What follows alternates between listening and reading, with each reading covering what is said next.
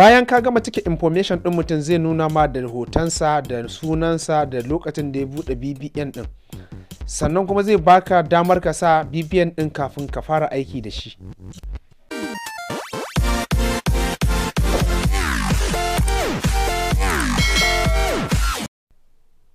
Assalamu alaikum wa rahmatullahi ta'ala wa barakatuhu. Yadda za ka gane yadda za ka bi BBN ɗin mutum hanya ce mai sauƙi. Idan yau ka fara ziyartar mu kar ka manta kai mana subscribing ɗin channel ɗinmu, sannan ka danna ƙararrawa da zarar mun yi sabon shiri za ka na gani akan lokaci. Za ka shiga Play Store. Bayan ka shiga Play Store akwai application mai suna First Money Wallet. Wannan First Money Wallet ɗin shi za ka yi downloading ɗinsa sai ka buɗe shi kamar haka.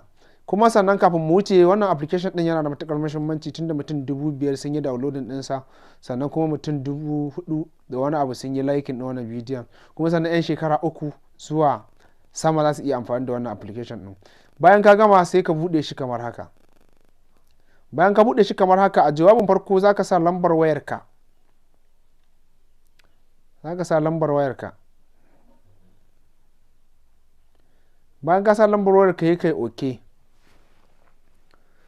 Bayan ka yi OK sai ka ga wani a turanci a wani information na ya nuno ma, yana da kyau ka karanta wannan sanarwar tasu, to amma tun da mun karanta mun san me suke nufi sai mu wuce. Zan sanar da kai abin da suke nufi.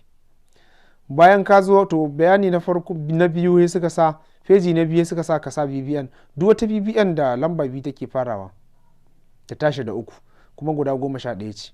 To bari mu sa 3 4 5 6 7 8 9. Bayan mun sa